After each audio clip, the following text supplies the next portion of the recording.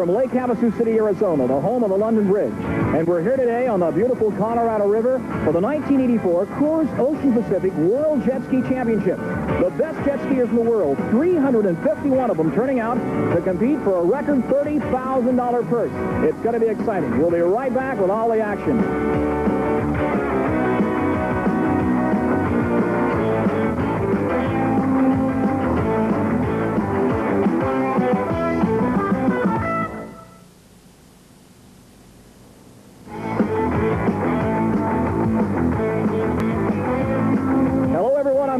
But here at Lake Havasu, and with me, Mark Lauber, a former top professional jet skier for over 6 years.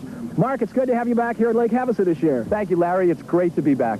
Let's talk about the 3 different types of competition this weekend. It's going to be exciting, all 3 of them. We have slalom, freestyle, and closed course.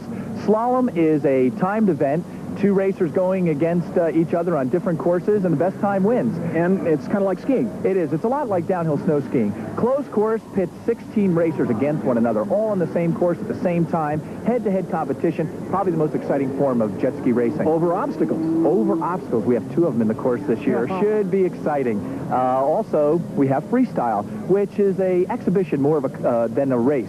We have 2 minutes in which to execute as many difficult maneuvers as the racer can possibly do. Now, it's interesting, the freestyle, which is probably the crowd favorite or one of the crowd favorites, it's judged on an Olympic scoring system by judges, and the more bizarre and crazy they get, and the more bizarre and crazy the crowd gets, that seems to get the points. It does. It really gets the judges and the competitors fired up when the spectators react to the good tricks. You're going to see everything out here, from headstands to riding backwards, riding 2 jet skis at one time. One of the competitors jumps over one ski from front to back. It's going to be wet and wild. Okay, this is the Coors OP World Jet Ski Championships, and as the name implies, it is a world championship. We got people from Australia, all across the United States. A lot of people here today. No doubt about it. The best field of jet ski racers ever assembled for a large amount of prize money. Let's talk about the top competitors.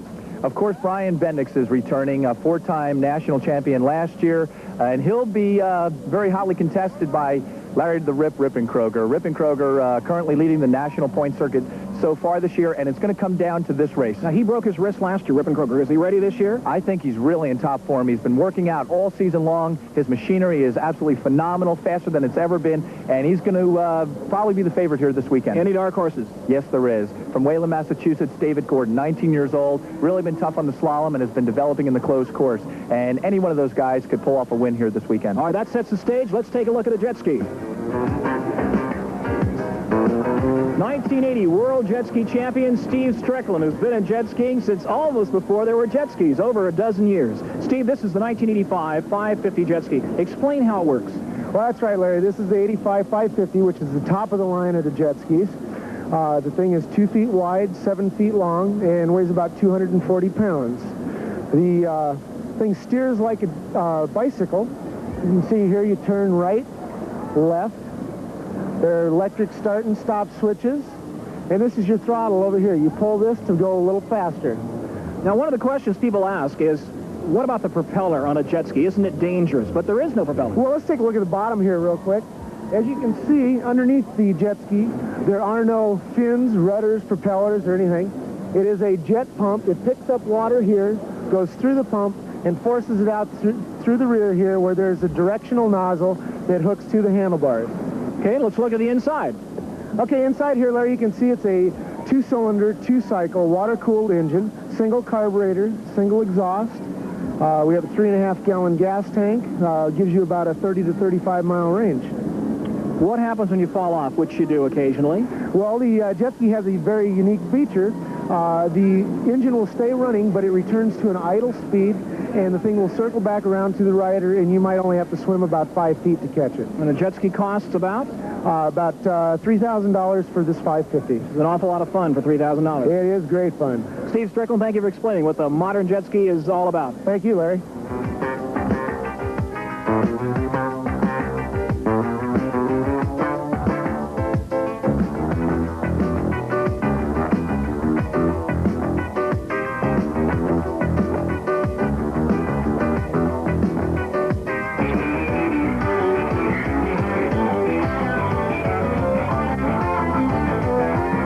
As the events got underway, the Pro Slalom Finals found defending national women's champion Brenda Burns from Garden City, Kansas, setting her sights on a repeat victory.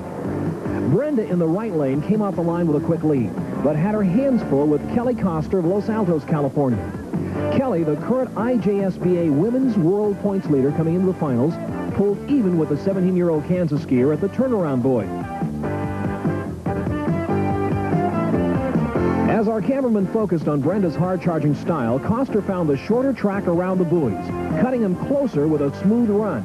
And the pretty Californian clicked off a quicker time to drop the defending champion out of contention. But even Koster's time wasn't fast enough to stop Celeste Peterson of Sacramento, California. The 5-year jet skiing veteran, whose last 2 years of competition had been against the pro men, including her brother Derek, flashed through the slalom course to edge Koster by 1.5 seconds. Her return to the women's division this season reflected the experience that earned Celeste Peterson her first world championship.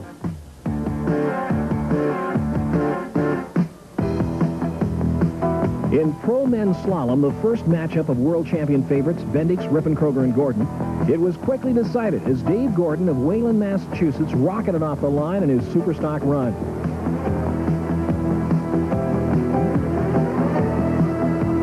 Gordon in the right lane had dominated both pro superstock and modified slalom all season, racking up enough IJSBA points to place him third in the world standings.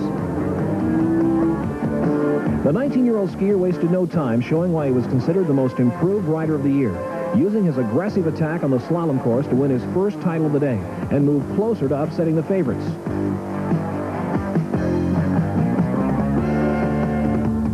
Pro modified slalom featured the first head-to-head meeting for defending national champion Brian Bendix of Orangevale, California, and contender Larry Rippenkroger of Santa Ana. Flying Brian needed the win if he was to have any chance at all to overtake Rippenkroger's world points lead.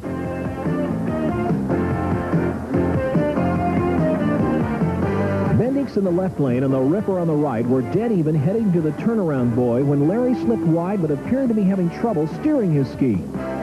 Moving into the first return marker, the Ripper ran over the buoy but quickly recovered to go back around it.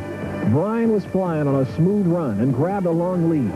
Rippenkroger was still having handling problems, and he knew his chances to win back the #1 crown had started to slip away. In a replay of his return run, it was obvious the points leader was having problems, and we learned when he got back to the finish line, the steering cable controlling his right turns had come loose. A costly break for the Ripper.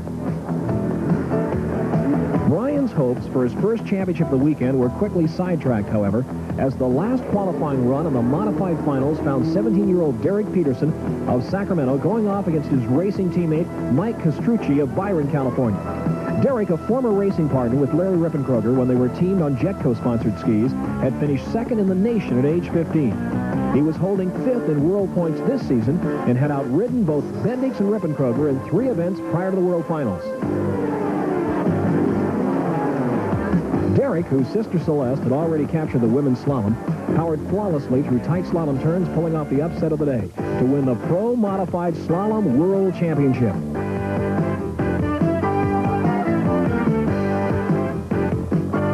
Mark Lauber was at the finish line to talk with Derek. What were you thinking about out there going around the buoys? Just making it, not missing any buoys, and hope I could beat everybody else. Looked like you were flying. Did you get a good start? Yeah, I went off flying pretty good. I didn't feel I was as fast, so I was playing in the water a lot, but in the long run, I guess I was doing pretty good. Takes a lot of concentration, doesn't it, the slalom event? Yeah, it does, because you can't afford to make a mistake. And it really helped me not having Dave Gordon in there. My head's clear knowing he's not there to beat me, so it looks pretty good. At 17 years old, you're one of the veterans of jet ski racing. How much longer do you think you can continue on racing? I plan to have a couple more years, at least until I'm #1. Miss World Jet Ski for this year's Coors OP World Jet Ski Championships, Teresa Sousa of Lake Havasu City. And you're a jet skier yourself. Yes, I am. I love it. I'm always out in the water and having a real good time here this weekend. Do you think you might like to compete in this after what you've seen this weekend? Definitely next year, for sure. Right. Teresa Sousa, the Executive Director of the International Jet Ski Boating Association, David Severson. David, this Coors OP World Championship has the largest purse in the history of jet skiing, but also one of the biggest purse in the history of boating. Yes, Larry, it's $30,000, and it'll be split between 23 champions here this weekend. That is a lot of money, $30,000. It is. We raised it $5,000 from last year, and the jet skiers are going to earn it here today. Thanks, Dave. We'll be right back with more action.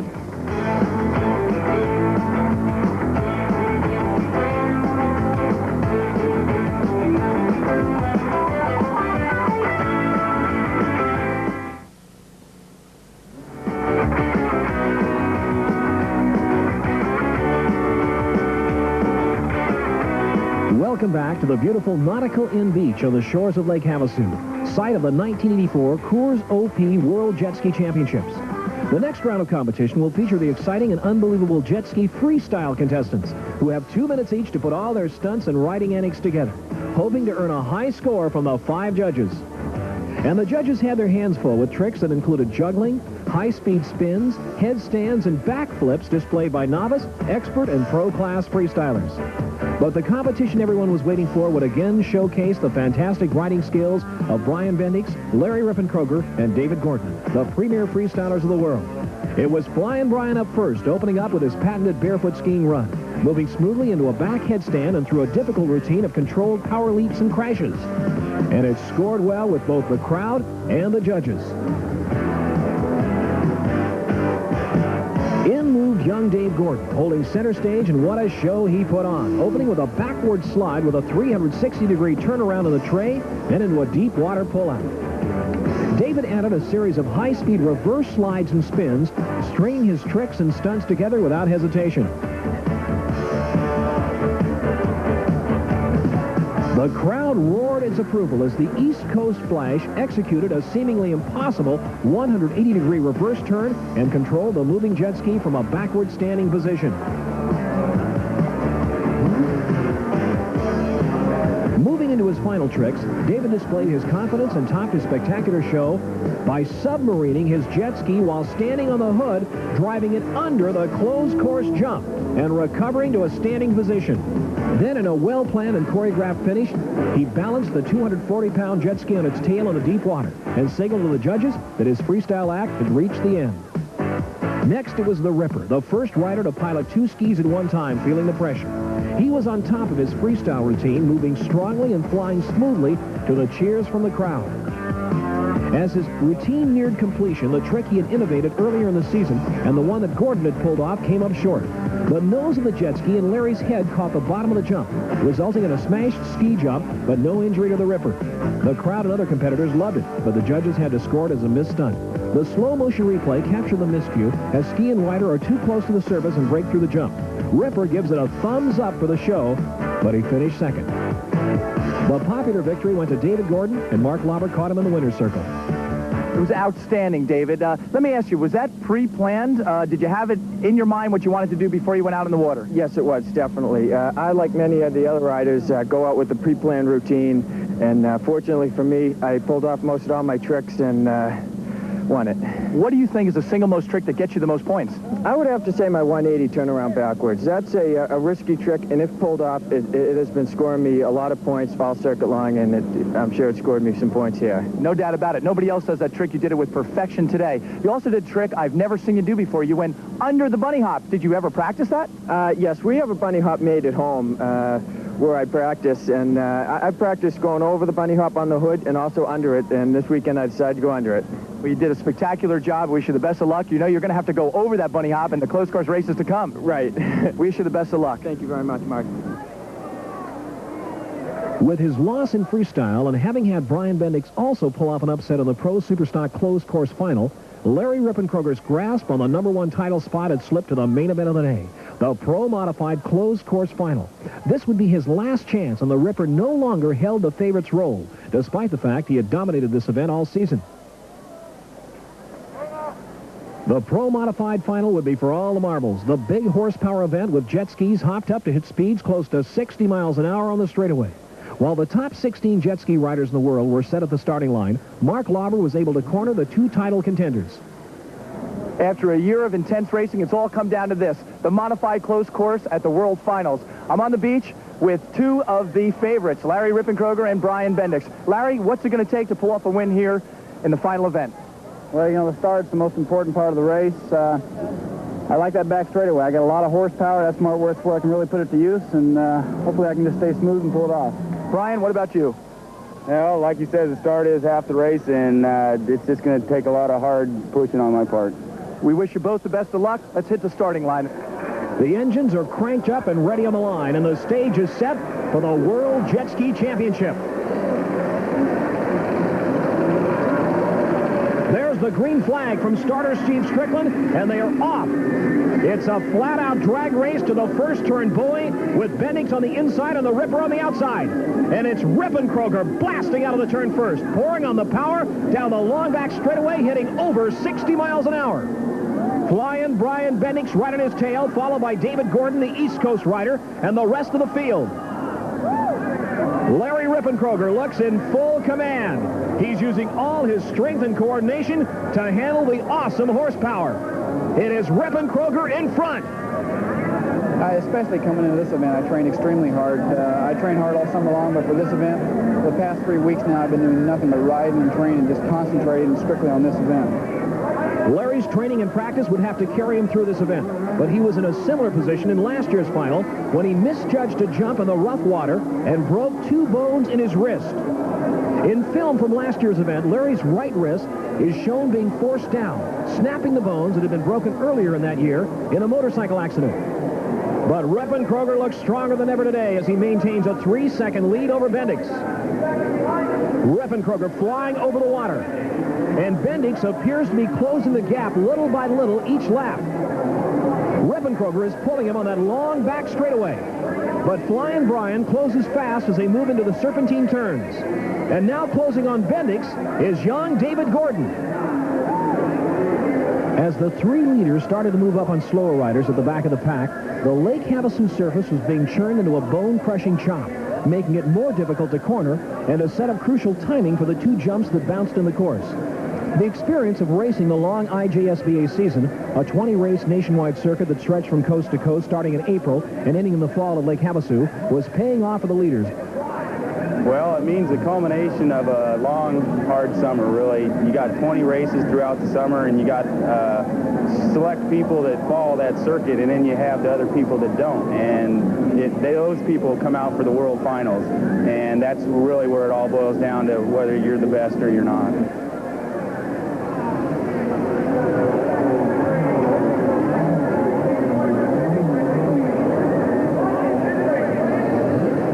Rippenkroger and Bendix still haven't slowed up despite the slower riders in rough water. They are moving so fast through the field of skiers that some of the other skiers don't know where they are until the leaders rocket by them.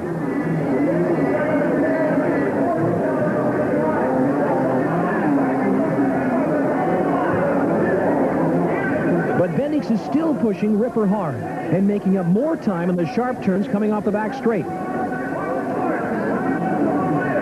All Bendix needs now is a slip, a mistake, any bobble by Rippenkroger. But it's Brian who slips and recovers quickly.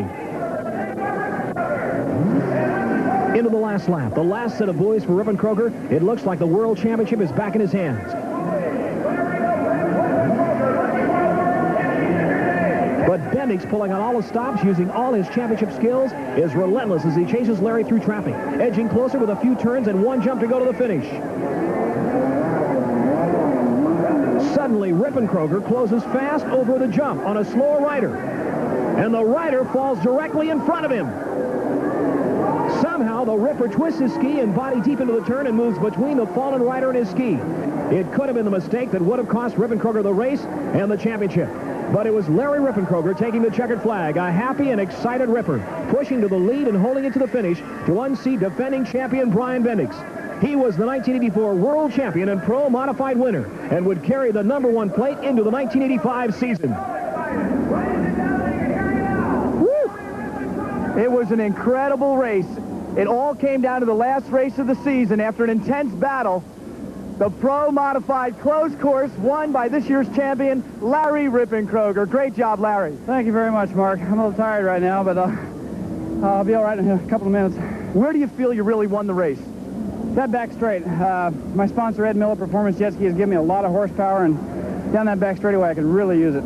You know, Brian Bendix was right on your tail the whole race. Did you feel the pressure? Well, I had Steve Johnson give me pit signals at the end of that front straight, and so I knew where Brian was all the time. I didn't have to really look back, so all I had to do was just concentrate on what was out in front of me. You looked a little squirrely out there at times. Were you getting tired? No, that Modified is just a handful, you know. They can get you in trouble real easy. Larry, I know you're tired. We're going to give you a chance to catch your breath, and we'll be right back with more from Larry Rippenkroger.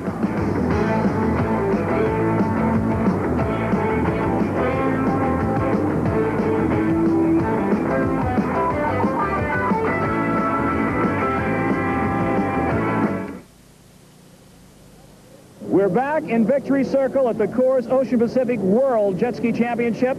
Dave Severson, the congratulations to Larry Ribbenkroger. Good race, Larry. Congratulations. New world champion, Larry Ribbenkroger. You didn't make it easy. It was a tough race. Yeah, it was. Brian was right there the whole race, and I made one mistake. He just about got by me, and it was a real tough race. A lot rougher out there than I thought it was going to be. It looked like you both made a number of mistakes, falling down and getting back up again and lapping slower riders. Yeah, the lapped riders, the rough water, it was a real challenge. Larry Ribbenkroger, the world jet ski champion. I'm Larry Huffman with Mark Lauber thanking you for joining us. We hope you've enjoyed the Coors OP World Jet Ski Championships from Lake Havasu City, Arizona. Thanks for joining us.